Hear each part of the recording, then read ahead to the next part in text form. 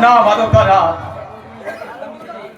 আমার বোধহয় এই ঘরে আর বেশি দিন থাকা, ওই বদি বড়ি যখন স্বামী সেজে থাকা সম্ভব নয়। যদি কোনোভাবে ওই বয়স মল্লিক আমার এই গোপন সম্পর্ক জানতে পারে, তাহলে যে আমার বড় বিপদ হয়ে যাবে। না রাজা বাবু, তুমি চলে গেলে আমার বৌদিমণি যে আরো ভয়ঙ্কর বিপদে পড়ে যাবে গো রাজা বাবু, আরো ভয়ঙ্কর বিপদে পড়ে যাবে। তোমার ভয়ে ওই মহেশ মল্লিক আজ তার থাবা গুটিয়ে বসে আছে। তুমি চলে গেলে ওই শয়তান আমার বৌদিমণিকে অমানসিক অত্যাচার আমি আর পাচ্ছি না গো রাজা বাবু, আমি আর পাচ্ছি না। মাধবদা, তুমি আমি আর সহ্য করতে পারছি না গো রাজা বাবু। নিজের হাতে কোলে পিঠে করে মানুষ করা ওই ছোট্ট বাবুকে ওই নরপিশাচটার হাতে নির্মম ভাবে মার খেতে দেখেও আমি যে কোনো প্রতিবাদ করতে পারিনি গো রাজা বাবু। পাছের শয়তানটা আমাকেই মেরে ফেলল। মাধবদা, নীরবে দাঁড়িয়ে দাঁড়িয়ে সেই অসহায় হাওয়া গোমা ছেলেটার কাতর আর্তনাদ শুনে গেছি গো রাজা বাবু। আর মনে মনে ঈশ্বরকে ডেকে ডেকে বলেছি, ওগো ঠাকুর, এই মহাপাপীটার সাজা দিতে কবে তুমি উদয় হবে? কবে কবে কবে?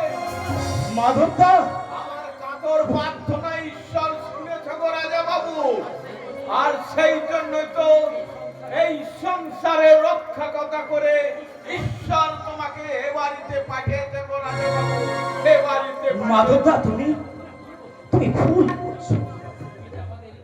তুমি যে আমাদের কাছে দেবতা গো রাজা বাবু, তাই তোমার কাছে করজোরে অনুরোধ, তুমি আমাগত এ বাড়ি ছেড়ে যাবে না গো রাজা বাবু, এ বাড়ি ছেড়ে যাবে না।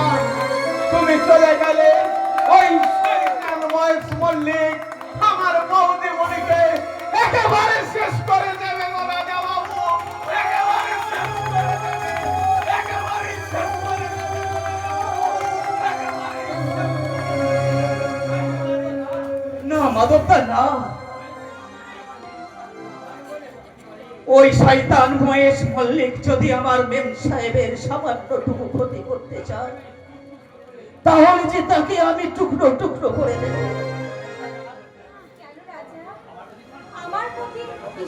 দয়া তোমার? দয়া নয় মেম সাহেব, দয়া নয়। আপনাকে আমি রাজা, এ তুই কি করছিস রাজা?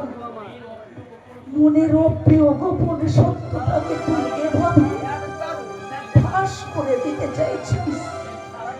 মেম সাহেব যদি জানতে পারে যে তার নকল স্বামীর অভিনয় করতে করতে তুই মেম সাহেবকে একটু একটু করে ভালোবেসে ফেলেছিস, তাহলে? রাজা কি আমার মনের গোপন দুর্বলতার কথা বুঝতে পেরে গেছে? ওকে জানতে পেরে গেছে আমার স্বামীর চেয়ে ওকে আজ কেন এত আপন বলে মনে হয়? মেম সাহেব, বলো রাজা। আমি বলছিলাম কি, আমার কোথায় এখান থেকে চলে যাওয়াই ভালো। এ কথা কেন বলছো রাজা? না মানে আমি একজন গুন্ডা মস্তান সমাজ, সমাজের সব থেকে নোংরা আবর্জনায় মানুষ আমি। তাই আমার ছোঁয়া লেগে আপনার দেহ মন যদি কোনো অপবিত্র হয়ে যায়, তাহলে যে নিজেকে আমি কোনোদিনই ক্ষমা করতে পারবো না মেম সাহেব। নিজেকে যে আমি কোনোদিনই ক্ষমা করতে পারবো না। মেম সাহেব নয় রাজা, বলো বন্ধু। বন্ধু? হ্যাঁ বন্ধু।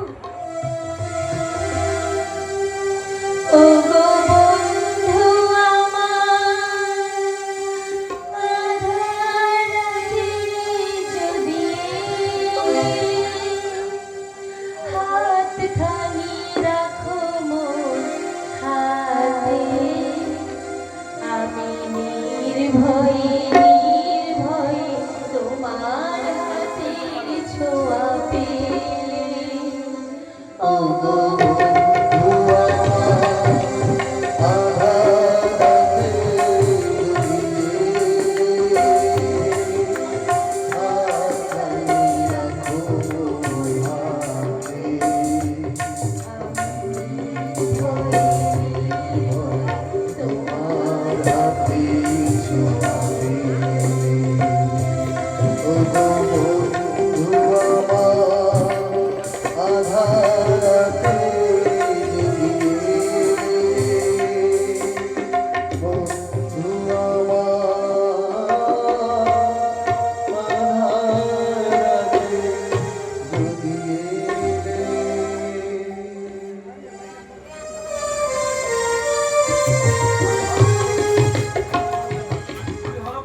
আমি হলফ করে বলতে পারি সাহেব, ওই লোকটা আপনার ভাই গভর্নর নয়, ও ছাড়া আমার পরম শত্রু রাজা মস্তান।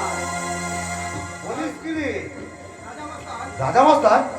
হ্যাঁ স্যার, আপনার ভাই গভর্নর আমাদের বস্তিতে আমারই পালিত কোন ভূমি মানে রাজার প্রেমিকার কাছে লুকিয়ে আছে।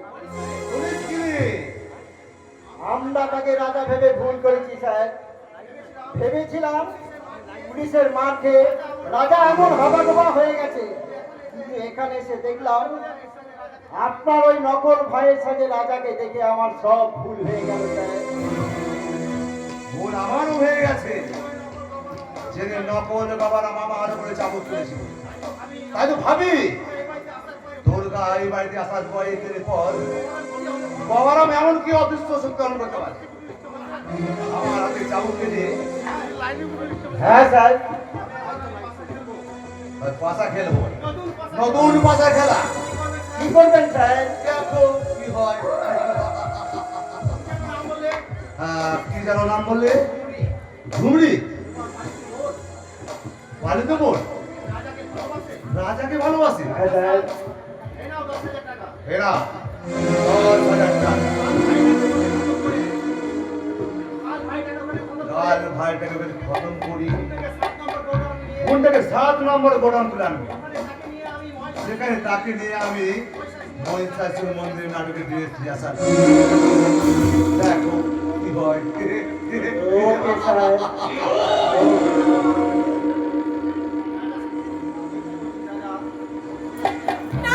এ কি করছিস রাজা? যে যুবতী তোকে মন প্রাণ দিয়ে ভালোবাসে, তাকে তুই কিনা ভীমসেনকে আপন করার কথা ভাবছিস?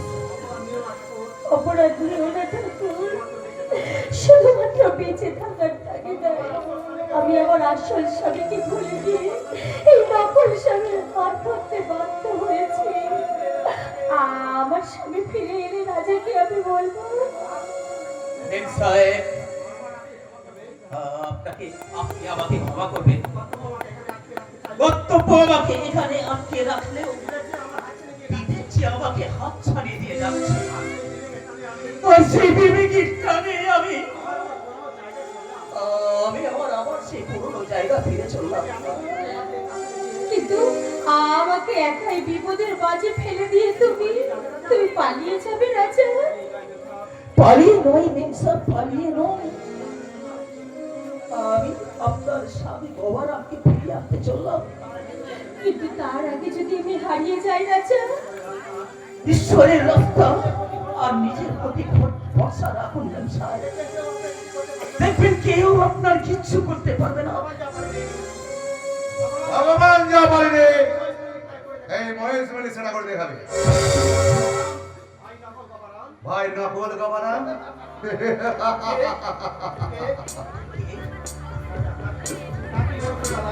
তা কি মনে করলে দাদা? আসল ধান্দারা চাঁদ উঠেছে, ফুল ফুটেছে, কদম তলায় কি তোর কপালে শনি নাচছে, এবার বাঁচাবে কে?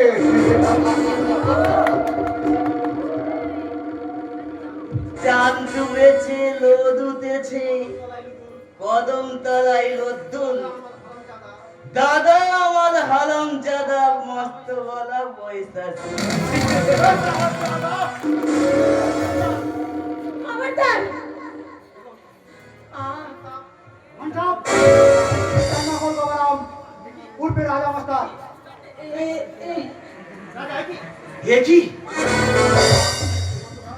দিগন্তদা, আসুন আসুন ইন্সপেক্টর, বলেছিলাম না যে আপনার খুঁজে ফেরা আসামি আমার ভাইয়ের ছদ্মবেশী, শুধুমাত্র লুকিয়ে থাকিনি। আমার এই ভাইয়ের সুন্দর বউটাকে ইতিমধ্যে নিজের সারা বউ বানিয়ে ফেলেছে। ও গভর্নর না রাজা মস্তান, সেটা আমাকে তদন্ত করতে দিন। এলা তখন থেকে আমায় লাদা লাদা বলতে কেন গো? আমি লাদা বলে তুই তো লাদিও, তাই না গো? হ্যাঁ গো, আমি তোমার রানী আর তুমি আমার মনের রাজা। এসো তো ঘরে। দাও, সেদিন আমাকে ধোকা দিলেও আজ কিন্তু তোমরা আমাকে ধোকা দিতে পারবে না।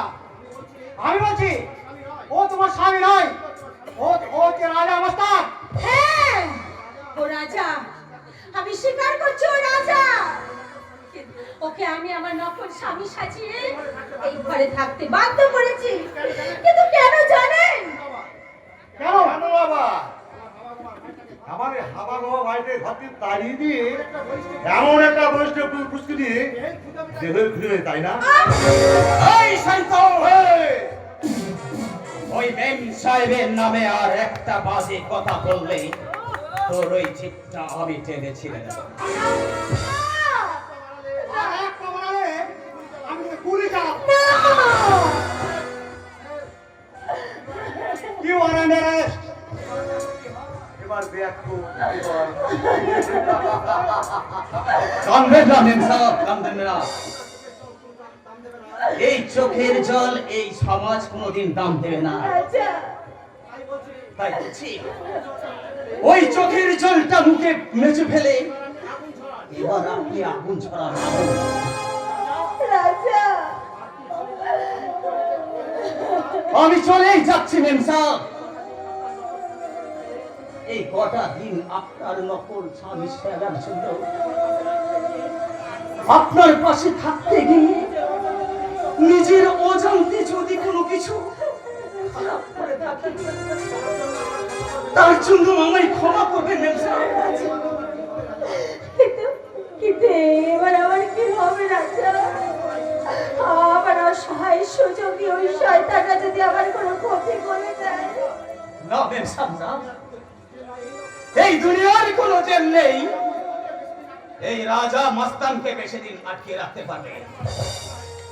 তাই আমার একটা কথা তুই শুনে রাখ মহেশ মল্লিক, তোর জন্য আমার এই মেম সাহেবের চোখ দিয়ে যত ফোঁটা অশ্রু ঝরবে তার 1000 গুণ রক্ত আমি তোর শরীর থেকে কেড়ে নেব। কথাটা মনে রাখিস। চলুন স্যার, আমায় কোথায় নিয়ে যাবেন? চলো। দিগন্তদা, তোমরা সবাই এইভাবে চলে যাচ্ছ। তুমি অন্তত আমার জন্য কিছু করো দিগন্তদা। আমি আইনে সেবক ম্যাডাম, তা শুধু আইনকে রক্ষা করা ছাড়া ব্যক্তিগতভাবে কাউরি কিছু করা আমার সম্ভব নয়। দিগন্তদা, তবে একজন পুলিশ অফিসার হিসাবে আমি আপনাকে কথা দিতে পারি, আপনার হাজবেন্ডকে আমি আপনার সাথে তুলে নেওয়ার জন্য আমি আপনার চেষ্টা করব। দিগন্তদা, চলো। পারবে না ইন্সপেক্টর, তুমি তার কাছে পৌঁছানোর আগে দুনিয়া থেকে হাফিজ হয়ে যাবে। না না না, আমার স্বামীর কোনো ক্ষতি করবেন না। আপনি আমার স্বামীর কোনো ক্ষতি করবেন না। শুধু তোমার স্বামী নয় দুর্গা, আমার কথার মতো না চললে এটাই হবে তোমার সৃষ্টি। তার মানে এটা হলে তোমার বেঁচে থাকা ছাত্র তুলে এটা একটা সৈকত দাও দুর্গা। না, ওই সম্পত্তি আমার নামেও থাকলেও ওই সম্পত্তির আসল মালিক আমার স্বামী। তাই আমার স্বামী যতদিন না ফিরে আসছে ওই সম্পত্তি আমি কারো নামে লিখে দেব না।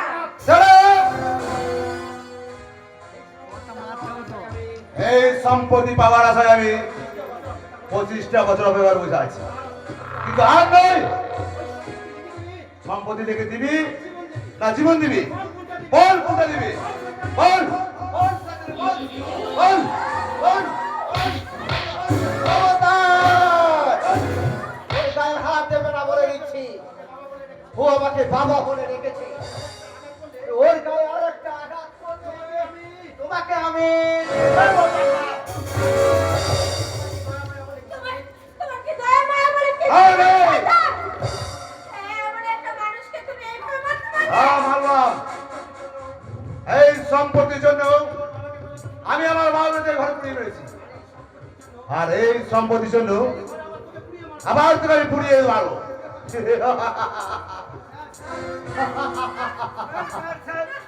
ঘটনা হয়ে গেছে স্যার। আবার কি কথা হয়েছে? ওই রাজা মস্তান পুলিশের গাড়ি থেকে লাভ মেরে পালিয়ে গেছে স্যার। কি ওই রাজা মস্তান আপনার উপর টার্গেট করতে পারে বলে ওই আপনাকে থানায় বড়ভাবে গিয়ে সারেন্ডার নিতে বলেছে। এই জন্য স্যার এদেশের পুলিশ পার্টির হাতে ক্লারি থাকে। সামান্য একটা ছিচকে মস্তানকে সে কবজা করে রাখতে পারলো না। কিন্তু ওই রাজা মস্তানের ব্যবস্থা আমি এবার করব। আপনি কি তাহলে থানায় যাচ্ছেন না স্যার? না, আমি ওই রাজাকে খুঁজে বের করে জ্যান্ত মাটিতে পুঁতে চললাম। আর তোমাকে আমি একটা কাজে দায়িত্ব দিয়ে গেলাম, কি স্যার? যেভাবে হোক এই শয়তানকে দিয়ে ওই দলিলে সই করে নেবে। আর সই করতে না চাইলে ওই চাবুককে জ্যান্ত গায়ে চামড়া তুলে দেবে। কেমন? আসি। ঠিক আছে স্যার। বাবা বাবা আপনি উঠুন বাবা, আপনি কথা বলেন বাবা। বাবা আপনি চোখ খুলে থাকেন, বাবা আপনি চোখ খুলে থাকেন।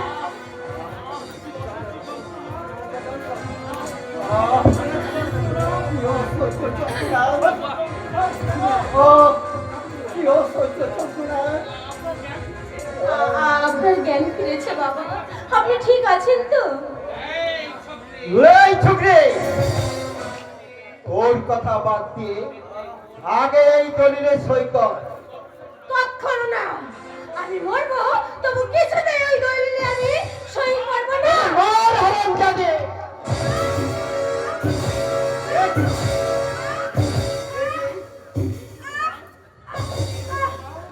তুমি মা, তুমি একটা এই দানবের হাতে লাল ছোড়া গঞ্জনা সহ্য করছো।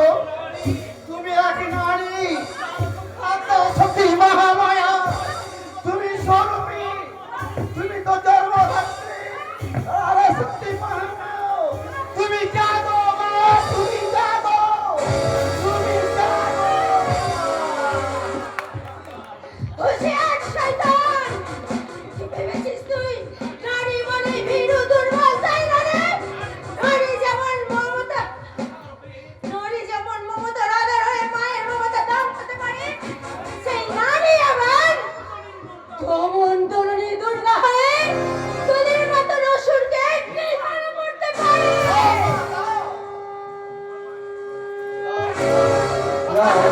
सर्वभूते शक्ति रूपेण संस्थिता नमस्ते सई नमो नमः या देवी सर्वभूतेषु शक्ति रूपेण संस्थिता।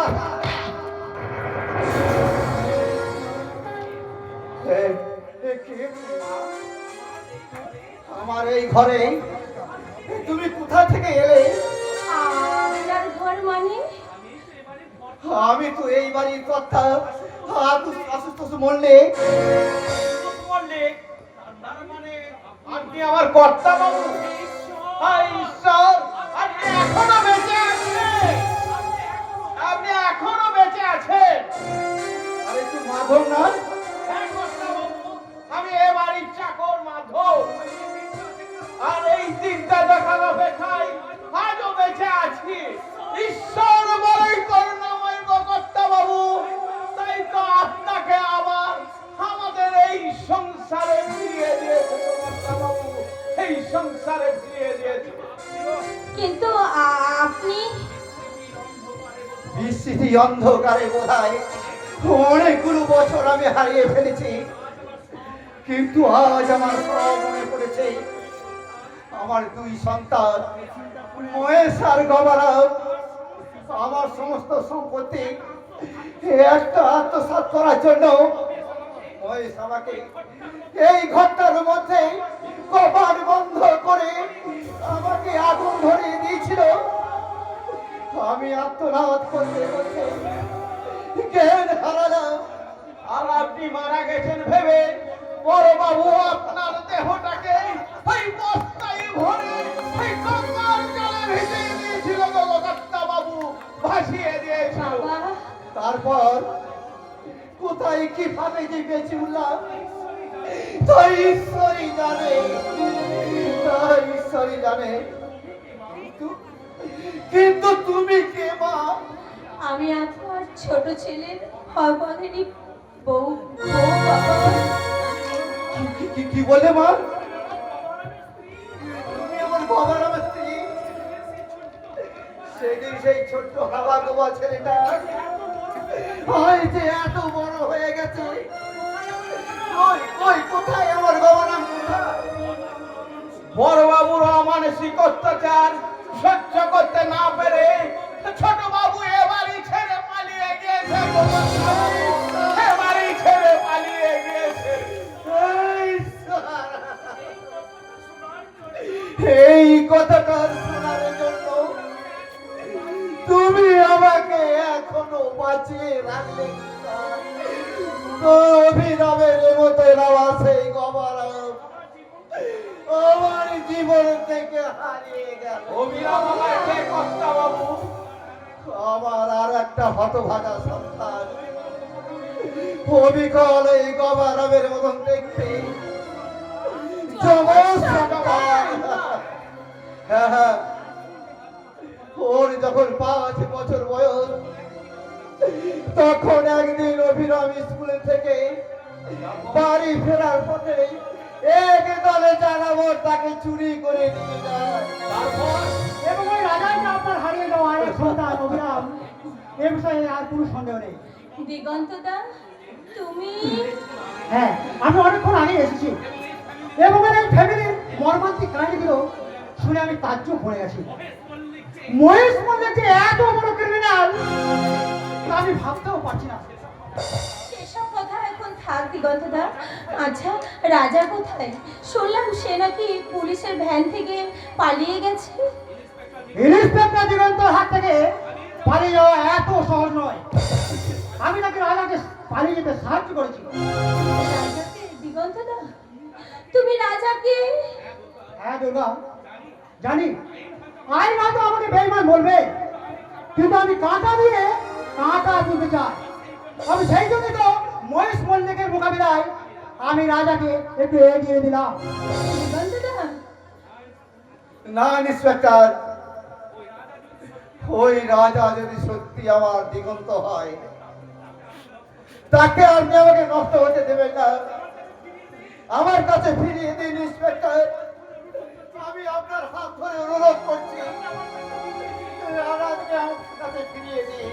ছি ছি ছি, এ কি করছেন কাকা বাবু? কাকা বাবু, আপনি তুমি আমাকে সেদিন সেই ছোট্ট দিগন্তকে তুমি চিনতে পারলে না কাকা বাবু? দিগন্ত? তার মানে তুমি আমার সেই বন্ধু কর্নেল গৌরবের ছেলে? হ্যাঁ হ্যাঁ কাকা বাবু, বাবা কার্গিল যুদ্ধে মারা যান, সেই দুঃখে মাও মারা যান, আর আমি মামার বাড়ি থেকে কোন রকমে মানুষ হয়েছি। দারোগা বাবু, আপনি তো তাহলে আমাদের নিজের লোক। আপনি আমাদের পাচান গো দারোগা বাবু, আপনি আমাদের পাচান। আমার ফিমেলের ভালো মন্দ দায়িত্ব আমি তোমার উপরে ছেড়ে দিলাম দিগন্ত।